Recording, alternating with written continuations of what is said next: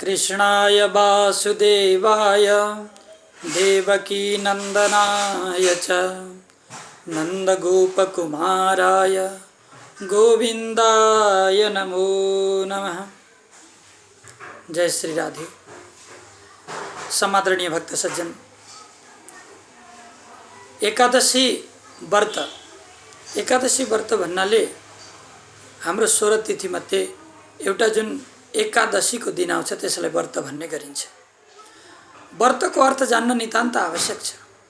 व्रत भनेको संकल्प हो र हामीले जस्तो यो तिथिको दिन म यस्तो चीज खान्न, म अन्न खान्न अथवा यस्तो झुट बोल्दिन, अनेक प्रकारका हुन्छन् संकल्पहरू।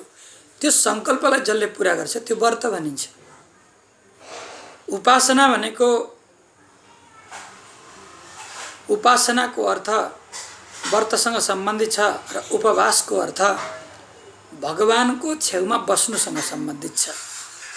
त्यसैले हामीले उपासना यानी कि साधना गर्दैछौँ या व्रत कि संकल्प गर्दैछौँ कि म यो दिन यस्तो गर्दिनँ अथवा भगवानको भजन गर्छु, अथवा उपवास भगवानको छेउमा म यो एकादशीको दिन चाहिँ भगवानको छेउमा बस्छु, म अर्थ कर्म गर्दिनँ। यी कर्महरूलाई गर्नुलाई व्रत भनिन्छ अथवा उपवास भनिन्छ। र यी उपवास हामीले कुरा गर्दा कि एकादशी व्रतका अलग अलग एकादशीको अलग अलग महत्त्व छ। महिनामा 2 चोटि आउने एकादशी, 12 महिनामा 24 चोटि, र यी प्रत्येक एकादशीको अलग अलग महत्त्व छ र अलग अलग कथा रहेको छ।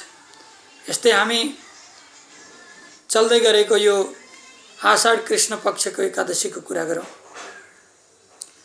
आषाढ कृष्ण पक्ष एकादशी कथा अरू कथा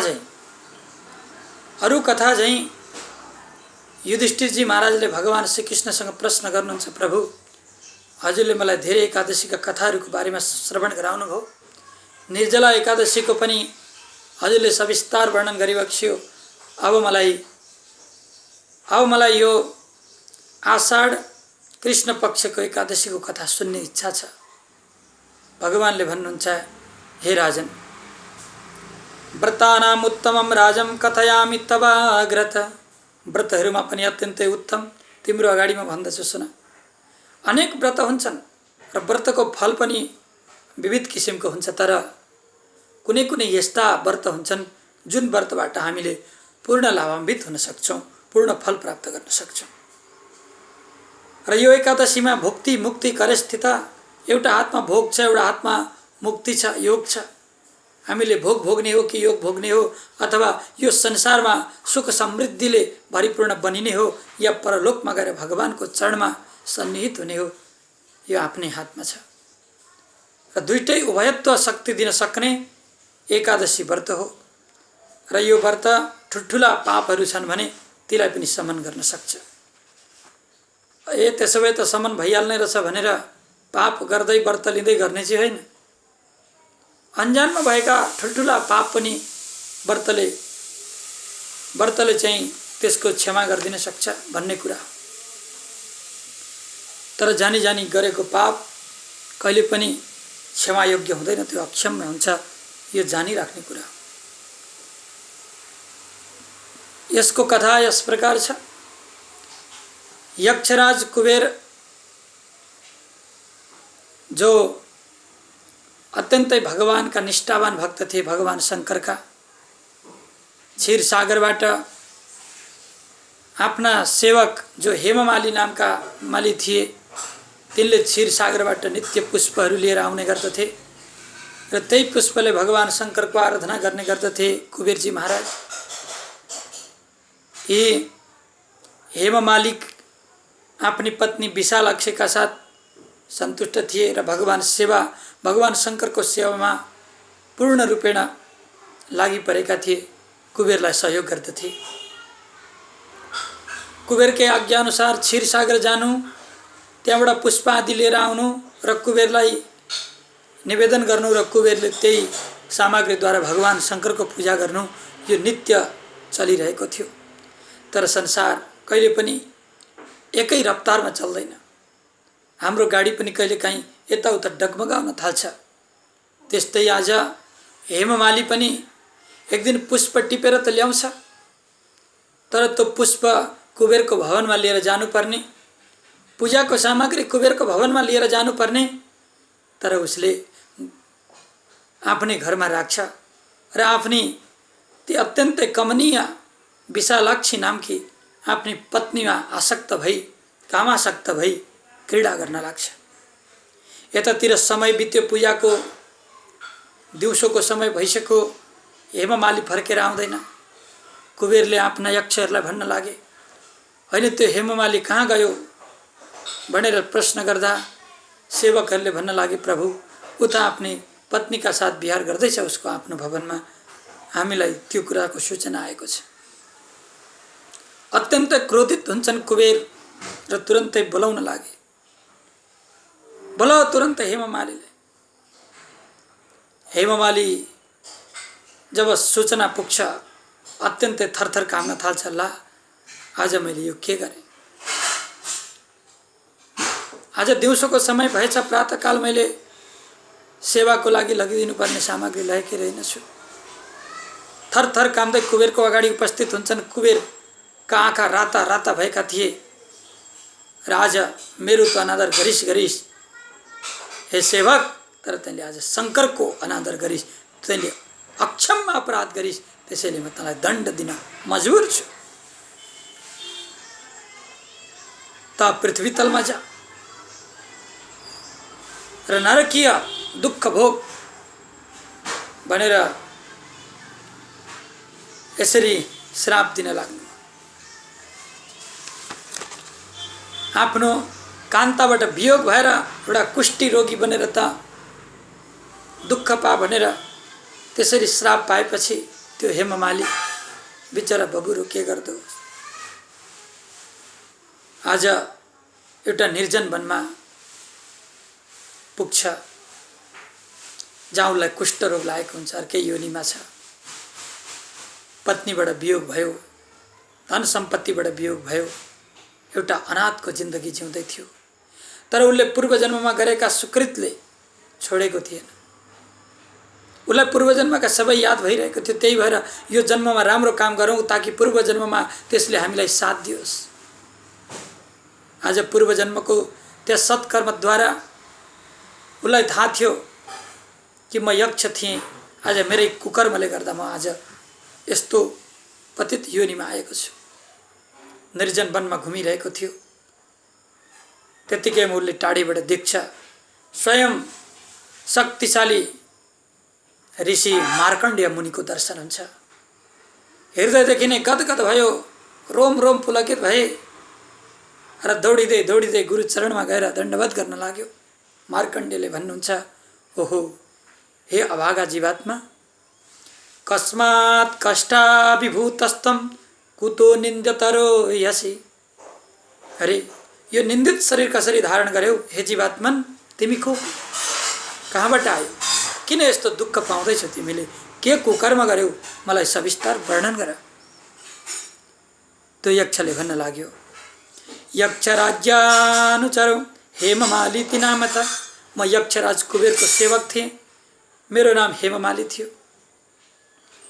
म जहिले क्षीरसागरमा पुष्प लिनको लागि जान्थेँ, तर म यसरी कामासक्त भएर एक दिन भगवानको सेवामा विक्षेप गरेँ अथवा सेवा भङ्ग भयो, जसको कारण यक्षराजले मलाई श्राप दिएर आज यो अवस्थामा पुगेँ। शिव पूजाको अवहेलना भयो मबाट, त्यसैले आज मैले दुःख पाएँ। हे प्रभु, आज सायद मेरो पुण्य उदय भएकै हो। सताम स्वभावतश्चित्तम परोपकरणक्षमम। सन्तहरूको त स्वभाव नै त्यस्तै हो कि परोपकार गर्नको लागि सक्षम हुन्छन्, जति बेला परोपकार गर्नको लागि दौडिरहन्छन्। त्यसैले हे प्रभु, आज मलाई प्रभुको कृपाद्वारा सन्त समागम प्राप्त भएको छ। हे मुनिश्रेष्ठ, साधि मां चक्रतै नसम। मैले गरेको अपराधको कसरी प्रायश्चित हुन सक्छ त्यो कुरा मलाई बताइदिनुहोस् भनेर यसरी हेममालीले बार बार गिडगिडाउन थालेपछि मार्कण्डेय मुनि भन्नुहुन्छ,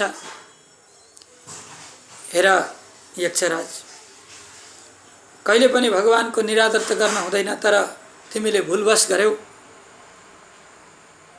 एउटा यो धरातलमा यस्तो एउटा व्रत छ जुन व्रत गर्नाले ठुल्ठुला पापहरूको पनि शमन हुने गर्दछ।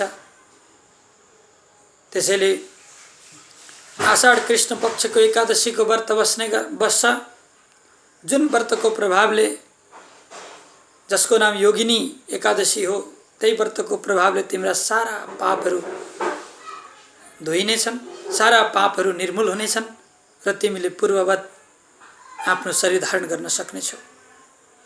इति वाक्यं मुने श्रुत्वा दण्डवत् पतितो भुवि उत्थापितश्च मुनिना बभूवातीव हर्षितः। यस्तो प्रकारको मुनि मार्कण्डेयको त्यस दिव्य उपदेशलाई पाई यक्षराज, जुन यक्षजी अत्यन्तै खुसी हुन्छन् हेममाली, र यसरी मार्कण्डेयकै उपदेश अनुसार तिनको एकादशीको व्रत पूरा हुने बित्तिकै दिव्य रूप धारण गर्दछन्, यक्षको रूप धारण गर्दछन्। पुनः आफ्नी पत्नीसँग उनको भेट हुन्छ र धन धान्य सुख समृद्धिले पूर्ण रूपेण लाभान्वित हुन्छन्। त्यसैले सज्जन, एकादशीको व्रत अत्यन्तै पावन र पवित्र छ।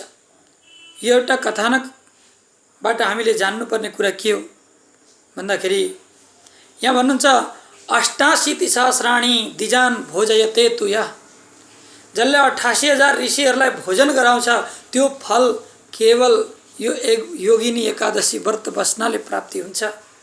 त्यसैले महाप्राप प्रशमनी महापुण्य फलप्रदा, महान ठुल्ठुला पापहरूलाई शमन गर्नेवाली र ठुलो पुण्य दिनेवाली एकादशी जो ठुल्ठुला साधकहरूको लागि पनि अत्यन्तै उपयोगी छिन्, त्यस्तै एकादशी व्रत आज हाम्रो सामुन्ने छ र योगिनी एकादशी निष्ठापूर्वक लियौँ।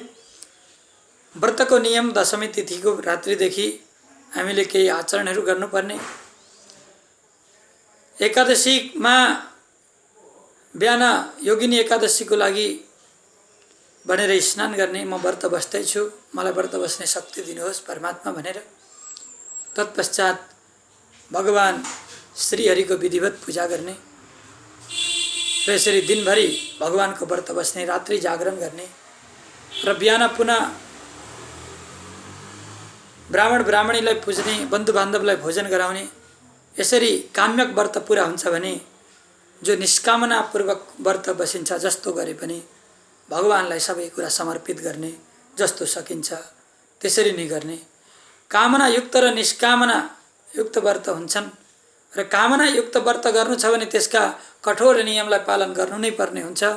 जो निष्कामनायुक्त व्रत छ भने त्यसमा केही ढिलापन गरे पनि पुण्य हामीलाई प्राप्ति हुन्छ।